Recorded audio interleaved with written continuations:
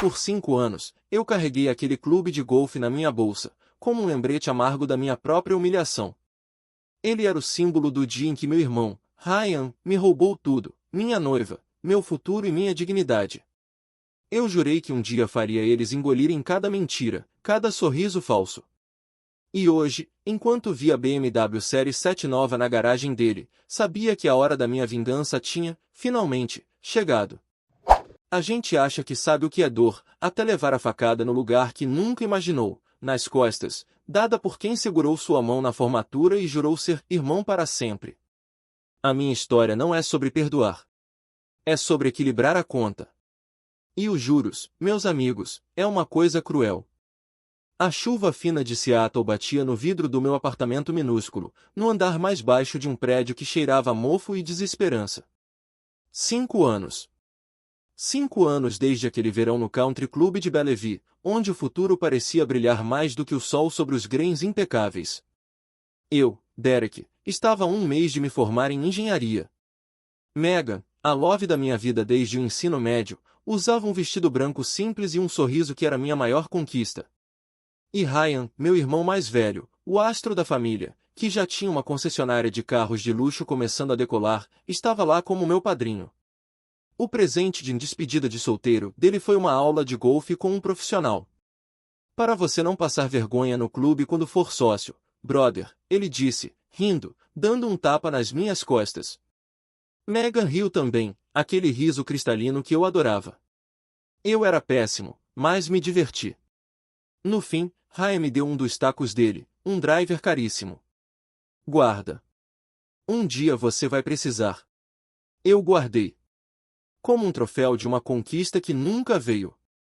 2 semanas depois do clube, Megan sentou-se na minha cama, num quarto de faculdade cheio de livros e sonhos baratos. Ela não chorou. Foi pior. Foi fria. Derek, eu te amo, mas é um amor de amigo, de companheiro. A vida tá me chamando para coisas maiores. Preciso de mais. O mais tinha nome, sobrenome e uma BMW 911 conversível vermelha, Ryan. Meu irmão. Eles tinham se descoberto naquelas semanas, segundo a versão oficial que vazou pelos amigos. Uma conexão avassaladora que não podiam negar. O mundo desabou. A formatura perdeu o sentido. Peguei o diploma com uma mão e uma dívida estudantil de $65.000 na outra. Ryan e Megan se mudaram para uma casa à beira do Lago São Mami. As fotos nas redes sociais eram um mural de felicidade perfeita e financiada, jantares caros, viagens para o Havaí, o crescimento da concessionária Hart Motors, e sempre, sempre, aquele sorriso de superioridade tranquila do meu irmão. Eu me afundei. Trabalhos medíocres, apartamentos merdas, dates fracassadas. Aquele taco de golfe, porém, eu guardei. Mudou de endereço comigo, dentro da minha bolsa de equipamentos de trabalho. Era minha âncora de ódio. Meu lembrete diário da promessa que eu tinha feito a mim mesmo naquele quarto vazio. Um dia, eu faria o mundo deles desmoronar com o mesmo sorriso frio com que destruíram o meu. A reviravolta começou de forma banal, num café da manhã de domingo forçado com meus pais. Ryan estava lá, claro, irradiando sucesso. A concessionária tá indo pro próximo nível, pai. Fechei um acordo com um fornecedor novo de peças de performance. Vai aumentar a margem em 20%. Tô pensando até em expandir para Portland no ano que vem. Ele falou cifras, planos grandiosos. Megan, ao lado dele, assentia, uma rainha satisfeita no seu trono. Mas eu, treinado por anos de observação amarga, vi o olhar rápido que ele trocou com ela. Não era de triunfo. Era de alívio. De algo que tinha dado certo por pouco. Foi aí que a ficha caiu. O Ryan que eu conhecia, o vendedor nato, sempre superestimava os ganhos e escondia as perdas. A concessionária parecia ótima, mas e se fosse uma fachada? Comecei a minha investigação particular, movido por um rancor que finalmente tinha um foco. Contratei, com as economias miseráveis de meses, um investigador particular discreto. O relatório que chegou no meu e-mail, 2 semanas depois, foi mais doce que qualquer vitória. Hart Motors estava nadando em dívidas. Ryan tinha pegado empréstimos agressivos, inclusive um de $200.000 de um indivíduo de reputação duvidosa, ligado a um negócio de importação suspeito. O fornecedor novo de peças? Era uma empresa fantasma, provavelmente uma forma de lavar dinheiro ou inflacionar patrimônio para os bancos. Ele não estava expandindo. Ele estava se afogando e fingindo que estava nadando de braçada. E a cereja do bolo, o apartamento da amante. Sim, Ryan, o marido perfeito, mantinha uma garota de 22 anos, consultora de eventos, num loft no centro de Seattle. As fotos eram claras. Megan, aparentemente, não sabia de nada. A hipocrisia era completa. A raiva deu lugar a um frio calculista. A vingança não seria um soco no rosto. Seria um sistema de demolição controlada. E eu tinha todas as plantas estruturais. Primeiro, precisei de acesso. Liguei para Ryan, com uma voz que treinara para soar derrotada e um pouco desesperada. Ryan, mano, preciso de uma ajuda. Tô numa furada com o aluguel. O trabalho tá uma merda. Você precisa de um contador? Alguém para ajudar com a papelada da concessionária? Eu me viro, juro. Só preciso de uma chance. A pausa do outro lado da linha foi de puro deleite. Ele adorava a ideia de eu, o irmão fracassado, suplicando por migalhas. Derek, claro, brother. Fico feliz que você esteja querendo se erguer. Vamos te dar uma chance sim. Pode vir amanhã, vamos conversar. Entrar na Hart Motors foi como visitar o set de um filme do qual eu tinha sido expulso. Tudo brilhava, cheirava a couro novo e dinheiro. Ryan me recebeu em seu escritório de vidro, com vista para o pátio de carros 0 km. Megan me deu um abraço rápido, constrangido. Que bom que você vai ajudar o Ryan, Derek. Ele tem trabalhado demais. O sorriso dela era tão falso quanto o capô de fibra de carbono dos carros lá fora. Meu cargo era um assistente administrativo júnior. Um eufemismo para lixo e serviço pesado. Mas eu tinha acesso aos computadores, aos arquivos, às planilhas. Durante os meses seguintes, eu fui o funcionário mais dedicado e invisível do mundo. Enquanto organizava notas fiscais e digitava contratos, eu fazia cópias de tudo. Transferências bancárias suspeitas, contratos com tal fornecedor fantasma, e os extratos dos cartões de crédito corporativos, que mostravam jantares caríssimos em datas em que Ryan supostamente estava em feiras de negócios, mas que batiam perfeitamente com as noites em que a consultora de eventos postava fotos no sofá do seu loft. Eu era um fantasma coletando provas, e cada documento era um tijolo no muro da minha paciência. Até que, numa tarde de sexta-feira, Ryan me chamou no escritório. Derek, tô precisando de um favor maior. Um cliente importante de Portland vai vir na segunda.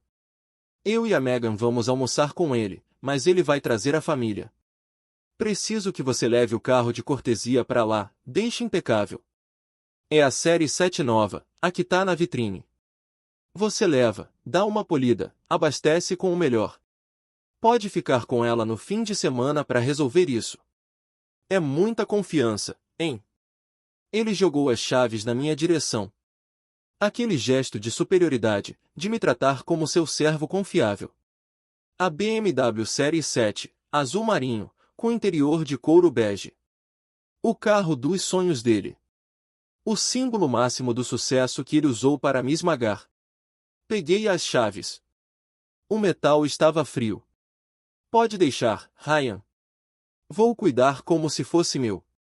E naquele momento, olhando para a chave, com o peso das provas no meu disco rígido escondido e o gosto amargo de 5 anos de humilhação na boca, o plano final se encaixou.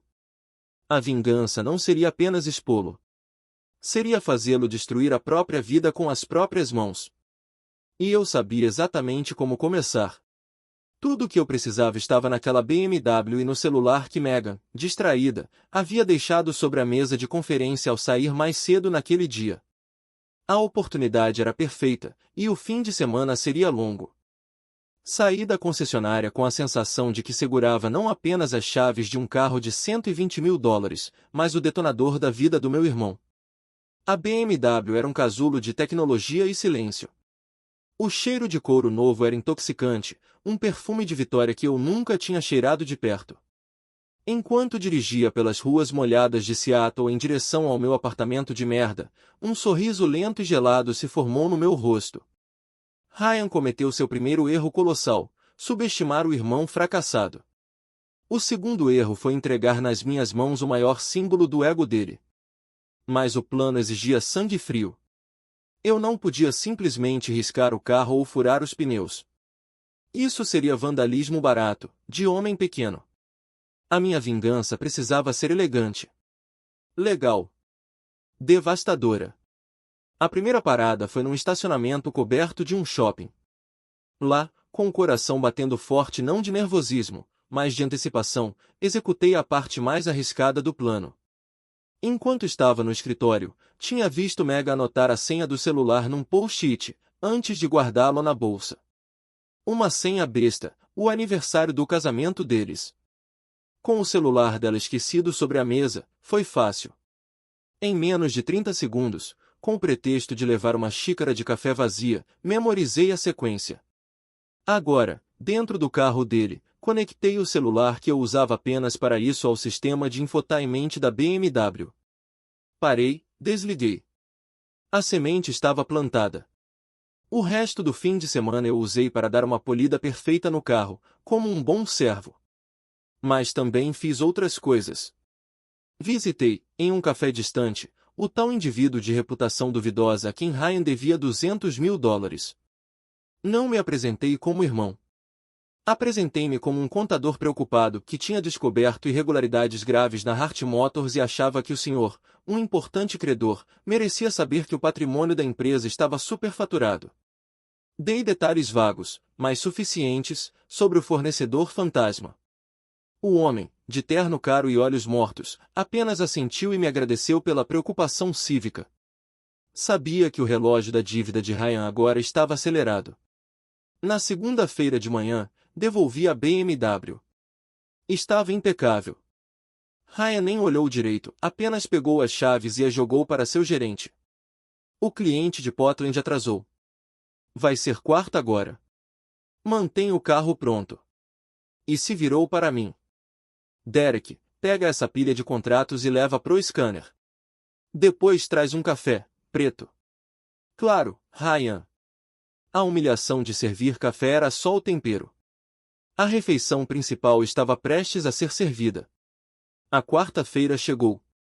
O tal cliente importante de Portland veio com a esposa e 2 filhos. Ryan, todos sorrisos, e Megan, vestida como para desfilar na capa de uma revista, os receberam. A série 7, brilhando sob as luzes fluorescentes da concessionária, era a estrela.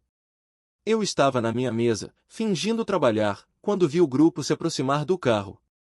Ryan, para demonstrar as features, abriu o carro e ligou o sistema multimídia com a chave dele. Foi então que a magia aconteceu. O sistema de som da BMW, conectado automaticamente ao último dispositivo Bluetooth pareado, que, graças ao meu trabalho no fim de semana, era o celular de Megan, começou a reproduzir. Mas não era música. Era um áudio. Um áudio claro, íntimo e absolutamente comprometedor que eu tinha extraído, dias antes, do backup online do celular dela. Aquela senha besta abriu um mundo. A voz de Ryan, embargada e suplicante, ecoou no silêncio repentino do showroom. Você não tem ideia do que é viver com ela, é tudo tão frio, tão calculado. Só penso em você. Esse fim de semana no loft foi a única coisa real que eu tive em meses. Juro, assim que eu resolver essa treta financeira, a gente se livra de tudo isso. Você é minha verdadeira vida. O silêncio que se seguiu foi mais alto que qualquer grito. A face de Megan se transformou em uma máscara de choque puro, depois de uma dor tão visceral que até eu, por um milésimo de segundo, quase senti pena. O cliente de Portland e a família ficaram parados, constrangidos, sem saber onde olhar. Ryan ficou branco como o papel dos contratos que ele tanto amava. Ele olhou para o sistema do carro, desesperado, tentando desligar, mas as vozes continuavam, agora com suspiros e promessas proibidas. O que é isso? Megan gritou, rompendo o gelo. Ryan? Que áudio é esse? Que loft? Meg, não é o que parece. O carro, o sistema deve ter pego algum. Ryan gaguejou, tentando em vão dominar o painel de controle. Foi quando as portas de vidro da concessionária se abriram com força. Dois homens em trajes formais, mas com a postura inconfundível de autoridades, entraram. Um deles segurava uma pasta. Ryan Hart. Departamento de Fraudes Financeiras do IRS. Temos uma ordem para apreensão de documentos e congelamento de ativos da Hart Motors, devido a fortes indícios de sonegação fiscal, falsificação de contratos e lavagem de dinheiro através de uma empresa denominada Peak Performance Parts.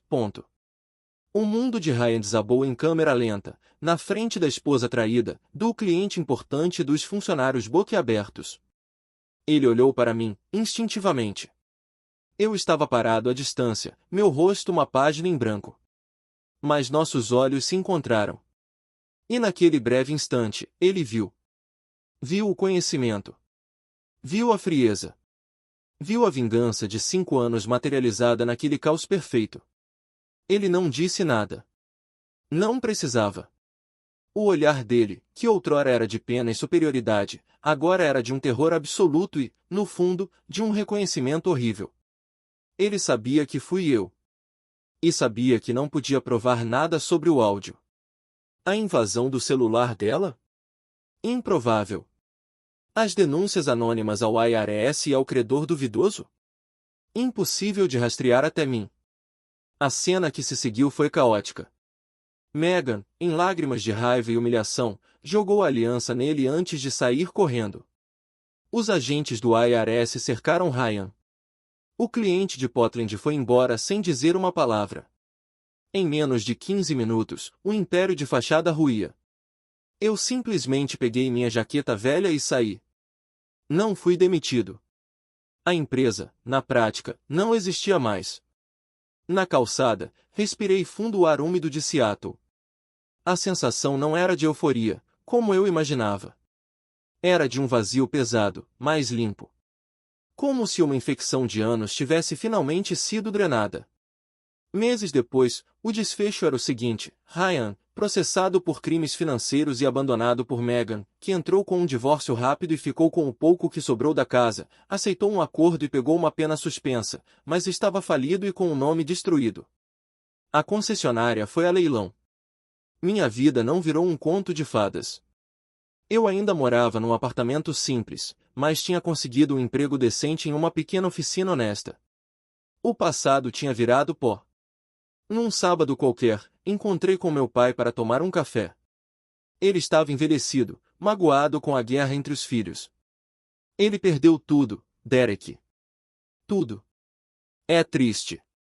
Eu balancei a cabeça, olhando pela janela. Ele não perdeu, pai. Ele devolveu. São coisas diferentes. Meu pai suspirou. E você? Consegue seguir em paz? Peguei o último gole do café, que já estava frio. A memória daquele taco de golfe, que finalmente eu havia jogado fora numa lixeira qualquer, veio à tona. A raiva tinha ido embora. Só ficou a cicatriz. Paz é uma palavra forte, falei, me levantando. Mas hoje, pela primeira vez, não carrego peso nenhum na bolsa. E foi verdade. Sair dali, andando pelas ruas sem o fardo do ódio, foi a única parte da vingança que, no fim das contas, realmente me pertenceu.